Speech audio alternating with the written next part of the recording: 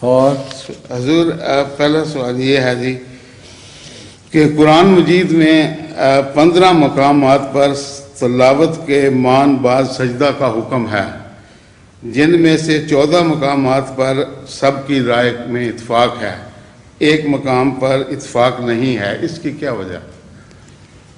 ایک سجدے کی جگہ ہے جہاں شافی سجدہ لکھا ہوا ہے، جی اس سے مراد یہ ہے کہ پہلے صحابہ کرام اس آیت پہ سجدہ نہیں کیا کرتے تھے، حضرت امام شافعی نے یہ بیچ میں اضافہ کیا ہے سجدہ کرنے کا، ہاں جی تو وہ 15واں سجدہ جو ہے وہ حضرت امام شافعی کی طرف سے ہے، حضور یہ سب لوگ مانتے ہیں؟